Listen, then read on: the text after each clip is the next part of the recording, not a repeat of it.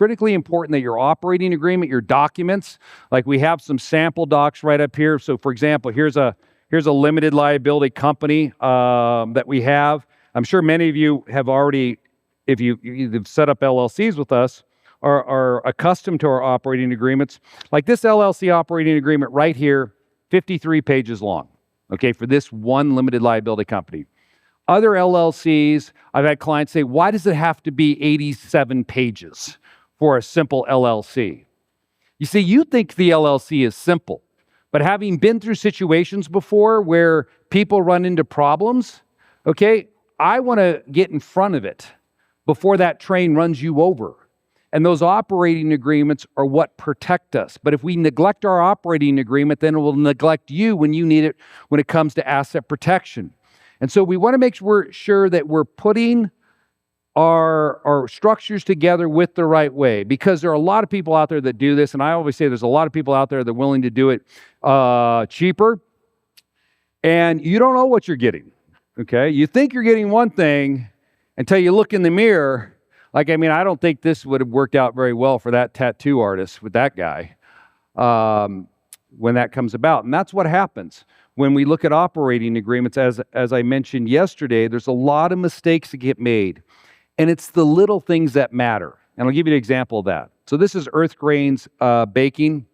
This was a case out of Utah a few years back. And this one really got my attention because I like to bake bread. I'm a sourdough bread baker, but it's a passion, all right? If you're a baker and you like to do that stuff, you know what I'm talking about. And so when this case hit, it really got my interest. It had nothing to do with, when I started reading the facts of it, then it became even more interesting. So here's what happened. So this baker, he's in Utah, he sells his bakery. He's baking bread, and he sells it to a national conglomerate who purchases his whole business from him. Let's say they give him $10 million. And when they buy his business, they, of course, require him to sign a non-compete that you will not start baking bread again, because if I'm going to give you $10 million, I don't want you as competition for me. So he signed everything, and he got his money, and then he went out and he set up a Nevada limited liability company. But the point is, he set this LLC up, and he put his money into the LLC, and he made himself and his wife both 48% owners in the LLC. He was the manager. And then he gave each of his 4 children 1% ownership. So he has this money in there, it's protected, and not within 2 years, he wants to start baking bread again, right? Because it's his passion. He loves baking bread. So he opens up another bakery, and he starts selling bread. Now, the company that bought him, of course, finds out about this, and they contact him to get, well, they first ask for a cease and desist. He ignores that, so then they get an injunction against him for baking bread. He ignores that, so then they move to enforce the agreement that he signed, and basically now they're going after him for damages. They're saying you're damaging our brand, what we bought from you, because you're in competition with us.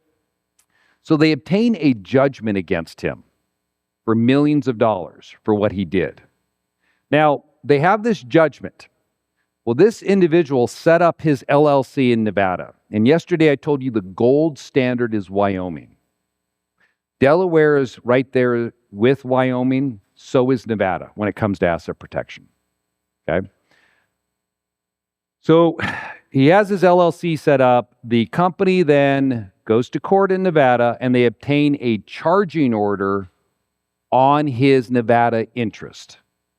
Right? So they say, if you take any money out, you have to do what? Pay us. That's exactly right. So what do you think he did when they placed a charging order on his interest? No, he took a shower. Okay? He went and he took a shower. And he decided, I'm not going to take any money out of this company going forwards because the charging order is on my interest. You know what I'm going to do? I'm going to issue distribution to my wife. So he had $1 million inside of this LLC, for instance, or $10 million inside of there. He decides then he is going to issue out a distribution out of the LLC. Okay, so it's 48, 48, and then 1, 1, and 1. So if he decides out of the 10 mil, he wants to take out $1 million, he gave it all to his wife. Distributed it all to her.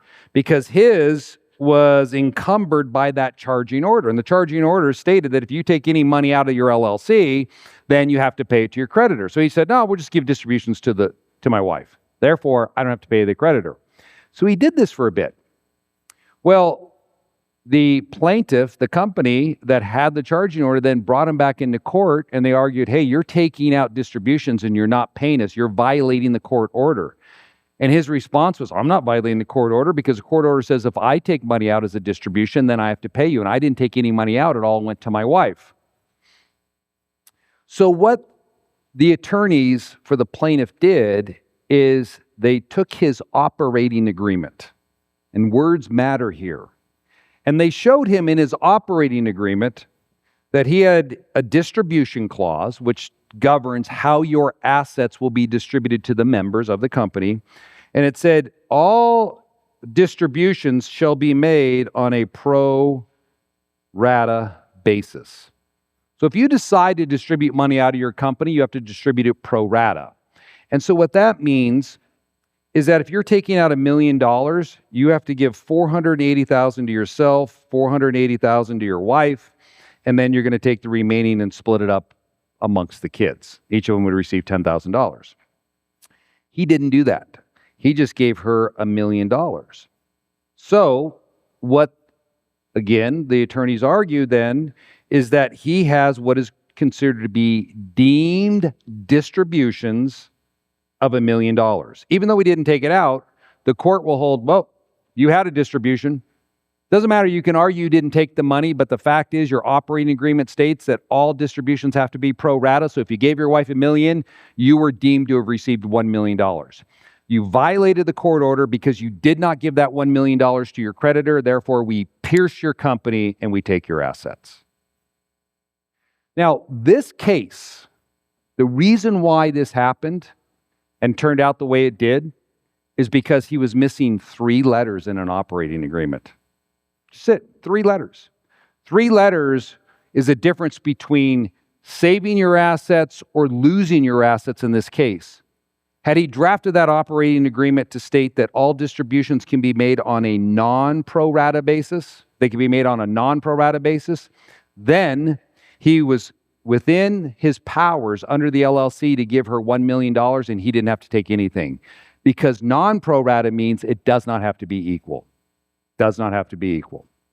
And those are important letters in operating agreements because what can happen is when you're setting up your LLCs, what we're doing in the background, we're going to ask you, why are you setting this up? What is the intent? You say, well, it's just for me. Okay, great. We're going to draft it to look a certain way. But if you tell me, oh, I'm going to do a joint venture with someone else, then it's going to look completely different. Because we want to make sure that the language we use protects you as an individual. This type of language here protects you. All right? If you have a clause set up in your operating agreement that forces distributions, things like that, those types of clauses do not protect you.